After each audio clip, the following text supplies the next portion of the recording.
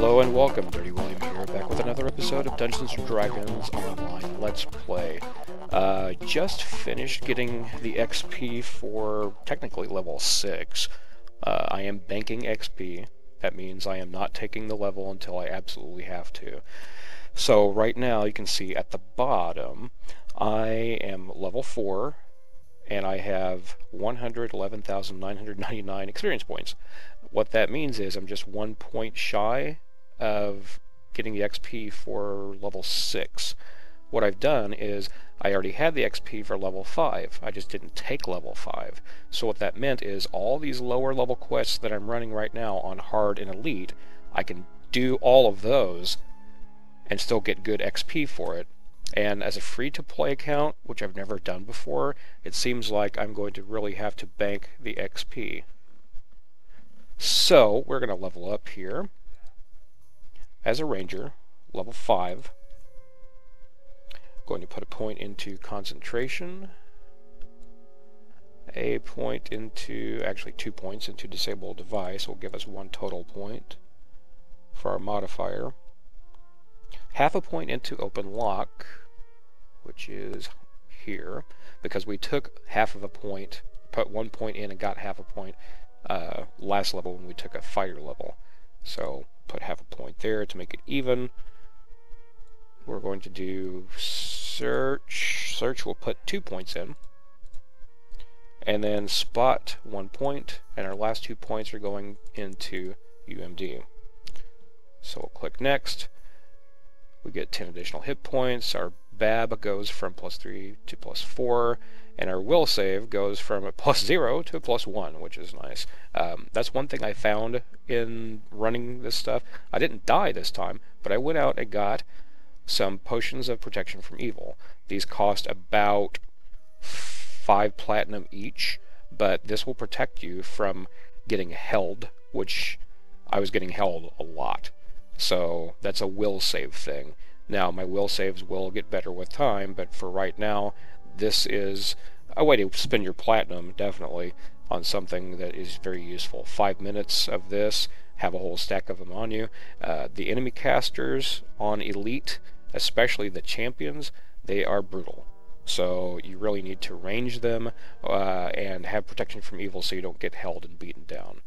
So back to the build, or the leveling up procedure. We have 2 feats. We get Die Hard, which means we automatically stabilize when incapacitated. What that means is, say I took damage and I got down to -5 hit points. I'm not technically dead until I have -10 hit points. So that -5, what that allows me to do, if I'm just laying there and no other mobs attack me, then I can get back on my feet again. I will stabilize, then I can heal up and move on.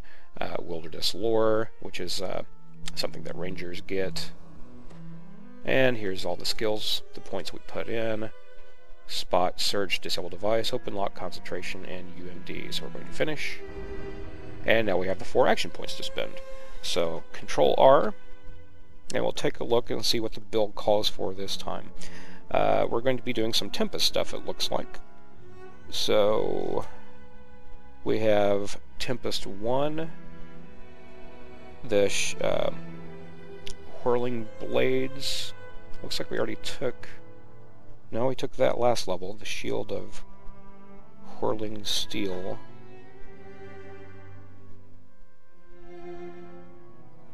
Improved Reaction 2. We've taken 1, so we'll take that. Whirling Blades. Okay, that's this. And that's going to be 2 points. Gives it +1 to hit and damage when dual wielding, which we are, or have been switching back and forth between dual wielding, or if there's a larger group of mobs, I'll just bring out a 2-hander. So we got that. Is this a thing? Yes, we need to put a point into this, our last point. You gain 10% chance to make offhand attacks when dual wielding. While you are dual wielding, you can use your dexterity modifier to hit with light melee weapons. You now treat scimitars as if they were light melee weapons. So this is a thing if you went for more of a dexterity-based build, which this is not, this is a strength-based build, but if you went for dexterity, then rapiers, daggers, short swords, and now, apparently, scimitars would be considered light weapons. And scimitars are not that bad. If you think you're going to have problems trying to find khopesh, which shouldn't really be that much of a problem, you can go for scimitars. I mean, that's perfectly fine too. They're decent, they have a good crit range, so we're going to put our last point into that, and accept, and Control R or escape to get out of that.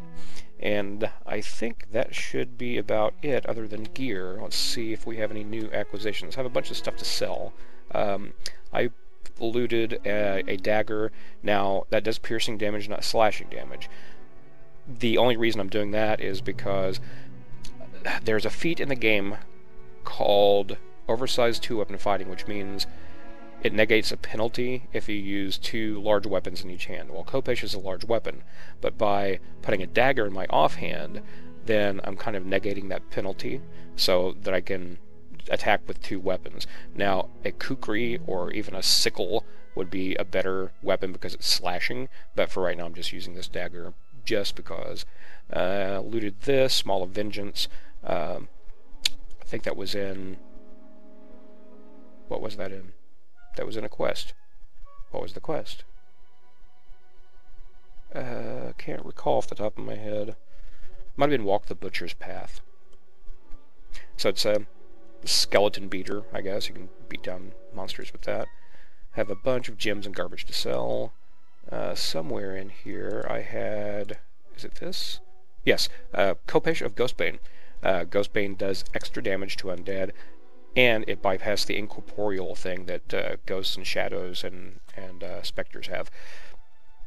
Basically, you have a 50% miss chance, and this negates that because they're like not solid creatures, so your blows just go right through them. So that's kind of cool. Let's see.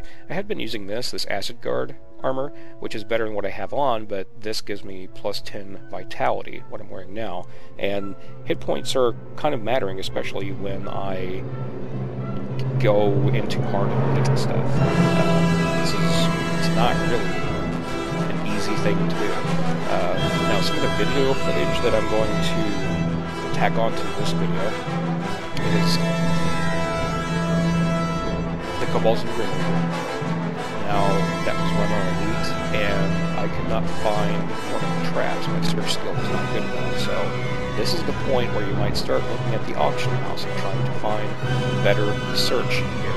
An intelligence item, which I don't have. My intelligence is just 14. That affects your search skill and your disabled device skill, so you want to make sure your intelligence is very high.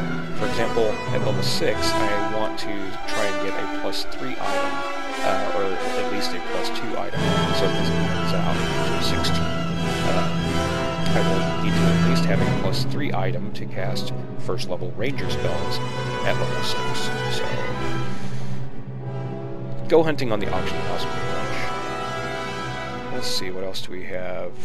Troubleshooter's Goggles. I looted this from a quest.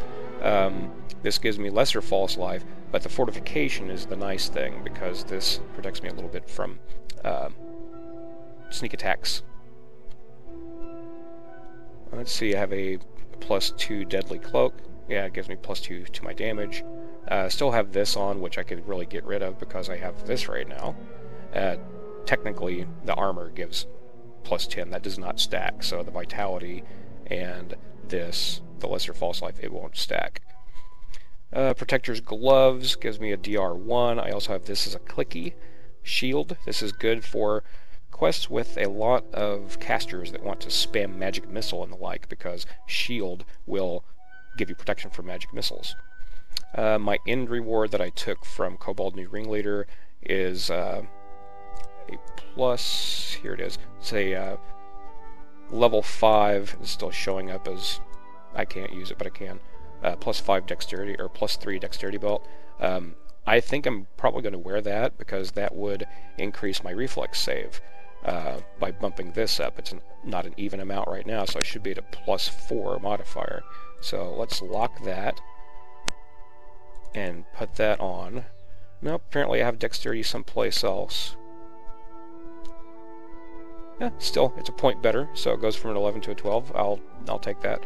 My will save is, as you can see, it's in the tank, so I really need to use these potions. What else do we have that is lootable goodness? Got this fireproof ring, fire resistance plus 10, which is very useful for whenever casters are spamming different scorching ray spells or traps that I might not be able to disable. Acrobat's ring gives me plus 10% striding, which is I like the plus 7 jump on there though. That way I can jump over some mobs' heads and whatnot. So I'm going to throw you over to the gameplay for this level, where I play Kobold's new Ringleader, and I finish that up and take level, or get the XP for level 5. So until next time, I'm going to be going back and doing a lot of things on the patron list that I missed. They're all lower level quests, level 2s that I've done on normal and some on hard.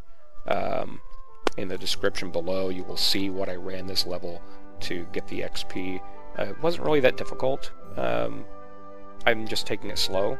I'm ranging more using this bow that I looted just so that I can stay away from mobs, especially the champions.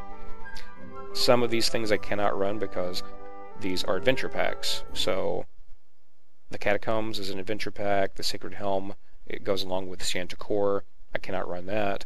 So focusing this level on level 5, I'm going to be just running as much as I can of these lower level quests on get all these elite. I want to see all red through here for all the at least the level 2s, and then those level 3s if I still need to make up XP to get the XP to get forced into level 6, then I will make sure that I just do these things on normal as well, the level 3 quests that I can. So alright, that's going to be it for me.